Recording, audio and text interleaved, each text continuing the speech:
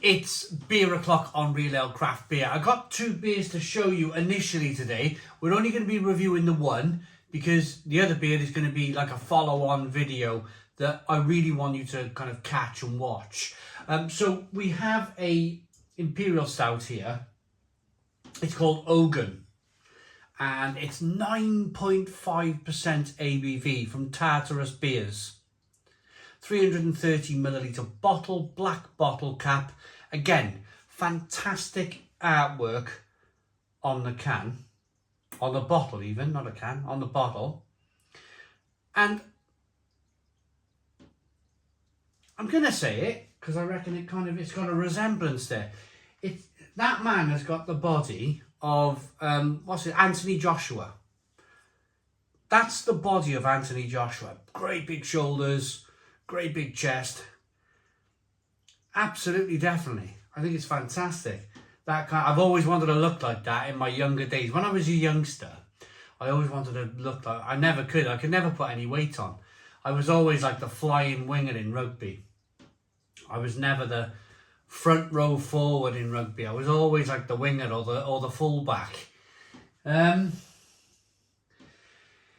I'm going to show you this other beer anyway. So this one's got one of those kind of plastic, it used to be wax, but they've kind of changed it to like a resiny plastic these days. It's a silver plastic on the top of the bottle, but the reason for that is it's a rum barrel aged Ogun at 10% ABV. So the difference from the 0.5%, that being 9.5% and this being 10%, is that when you barrel age a beer, there's always a little bit of alcohol. In this case, it would have been rum left in the barrel, left in the wood of the barrel. So when they fill the barrel up with this Ogun Stout, the rum goes back from the barrel into the beer, and it raises the ABV by, it can be anything up to 2%. In this case, it's 0.5%. So maybe it was an older barrel that they used because they've only been able to extract 0.5% out of the rum. But if you use like a fresh rum barrel straight from the rum, do they call them rum breweries or rum distilleries? I don't know. Then I reckon they'd probably be able to get about 2% out of the beer. So this is for a future review. I'm going to set this aside. Look forward to that video in the future. So we're going to get on with this Ogun now. It's by Tartarus Beers. I want to say a massive thank you to Stephen Claxon for sending me all of these wonderful beers from Tartarus. Little bit of smoke on the bottle opening. Beer in the glass.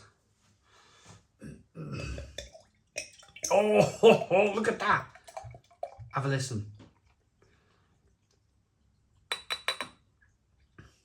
A jet black beer in the glass, one finger tan coloured head. Look at this beer, look at that. Absolutely wonderful, absolutely tremendous. Jet black, leathery, oily coloured beer, carbonation chasing the head up the sides of the glass. Yeah, just absolutely terrific. Great head retention for that 9.5% ABV. These guys know what they're doing. Let's get the aroma. Wow, wow, wow, wow.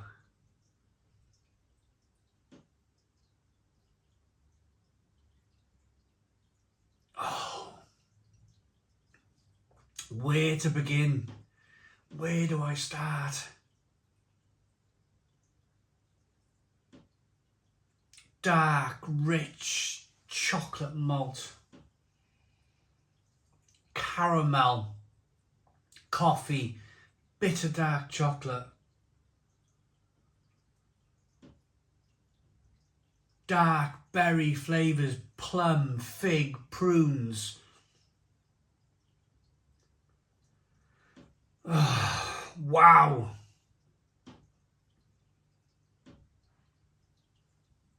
Wow, wow, wow. Wow, let's go. Cheers, everybody.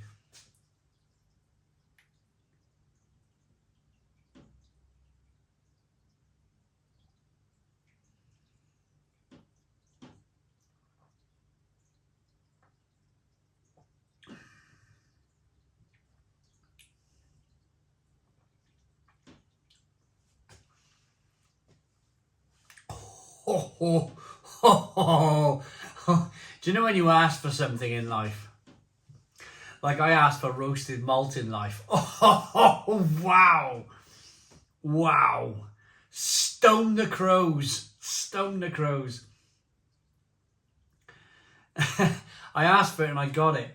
So Stephen Claxton sent me a big box of dessert stouts from Amundsen, their 9th birthday celebrations. And I appreciated them, and I actually liked a lot of the beers that were sent to me, these Amundsen beers. They were very good. They were very good. But what I complained about slightly, and I of course stick to that slight complaint, is that these beers offer little to no roasted malt. So Stephen Claxton has sent me another box of beers, this time from Tartarus, and this is to the other end of the kind of scale. This is full on roasty, toasty, bitter coffee, wonderful, wonderful bitter dark chocolate flavours, huge bitterness from the roasted malt coming through. This is a classic, I would say. They've called it a stout. They've not called it an imperial stout, which I find slightly curious. Anything over 8% ABV, and this being 9.5% ABV, should really be called an imperial stout. And this is like one of the best imperial stouts I've ever reviewed on the channel. It is fantastic.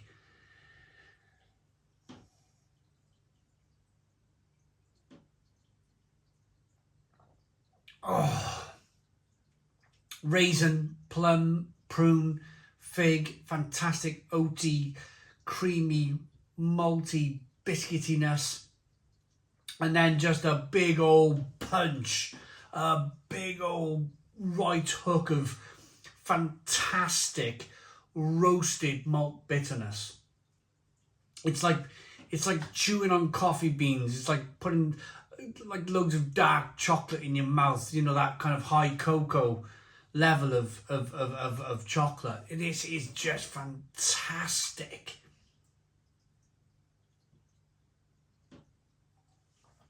It's the plum and the fig and the prune and the creamy richness of the beer to begin with that makes this beer.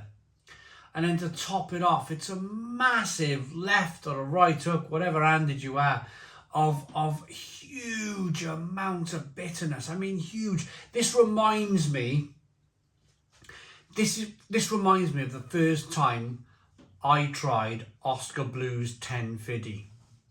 And I think I was in my first year of reviewing beers, and somebody sent me a parcel from America, and it had a can of 1050 in it. And I was like, whoa, what is this? I've never had anything like it. Of course, drinking these imperial stouts now with high levels of with roasted malt bitterness, I completely understand it. Completely understand it now.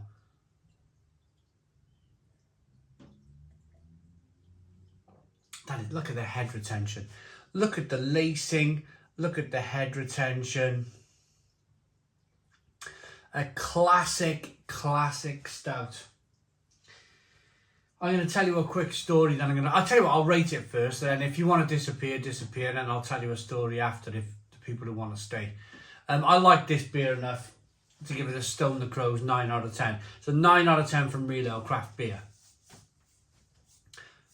Right, story time. So I went to Poland. First time I went to Poland, I arrived late evening into Krakow airport, and everything was closed for food. So we were driving along. We went for a bit of a drink first in the centre of Krakow, and then we were driving out of Krakow to our hotel, and the brewers were like, we're really hungry and you must be hungry. And I was like, yeah, you know, I could eat. So we pulled over into this garage forecourt, and I had some meat pizza. And because the brewers didn't know me, they just met me. It was Tomasz Kapira and the main man from Pinter Brewery in Poland. his name has completely lost my mind for the second. But anyway, they looked at each other, and they I reckon if I knew them the second day or the third day, they would have said, "No, don't order that. Don't buy that pizza. It's been sat there all day." But because they didn't know me, they didn't want to like say, "Don't buy that meat pizza. It's been sat there all day." Anyway, I bought this meat pizza. I ate the meat pizza, and I wasn't ill. I wasn't very well for the next like day and a half. I was really quite unwell, and I was gutted because my first time in Poland, I felt like I was letting them down. I was up and about. I'm never, touch wood, I'm never bedbound. I'm up and about. I might be in the toilet every 5 minutes, after eating a day-old meat pizza. But I'm out that toilet, I'm up and about, and I'm like, come on, let's go. And I'm white as a sheet, and I was about to throw the towel in. We'd been on a 2-hour journey to a brewery, and I was wasted in the back of this car. It's like dehydrated, not dehydrated, but like hungry, and like, when you're not well and you've emptied yourself out completely after a dodgy meat pizza. Well, we turned up at Żywiec Brewery, and I could see they went off, and they were talking to the main guy of Żywiec Brewery, like the head brewer, owner type thing, of this brewery. Massive brewery. And I could see them going, I know what he needs. And I know what he needs. And then the brewer's going, I could tell he was pointing to me, I know what that man needs. And he come out of the storeroom, which was like next door to where they were talking. He went to the storeroom, come out with this bottle of Żywiec Porter. And I think Żywiec Porter is either 10 or 11% ABV. And he spoke very little English, but the little English he spoke was almost like kill or cure. This is either going to kill you or cure you. So I drank this beer. I drank this Żywiec Porter, 10 or 11% ABV. And the first couple of sips were difficult. It was like, this is difficult, but I'm going to plow through. He said, come on, drink. Almost like medicine. He was like, come on, drink. So anyway, I just got this blooming Żywiec Porter down me. And after 15 minutes, I could feel my eyes. I could feel myself coming alive. Absolutely coming alive. And I was like, whoa. It was like I was being lifted out the ground. Probably by the alcohol. And it just saved me. It just saved my whole weekend, because the next day I had to go to a beer festival in Wrocław, and I didn't know at the time, because probably a little bit back then I was a little bit naive, but they told everybody at this beer festival that I was going there, and a lot of people made the effort to go to the beer festival just to meet me. So I didn't know the scale of like, oh my God, this is going to be a disaster type of thing. People have bought tickets for the beer festival. I did a little bit of stage stuff while I was there, but it was mainly like just in the crowd. I was in the crowd, meeting, greeting, shaking hands with everybody. It was fantastic. I loved it. But anyway, that Żywiec Porter said, long story short, that Żywiec Porter saved me that day. Absolutely saved me. Saved my bacon. And I'll always appreciate like a 9.5 as this is, 10, 11% roasty, toasty, stout porter, Baltic porter, call it what you want. Because I think when you get to this stage in your beer drinking journey, this stuff turns into medicine. It really does.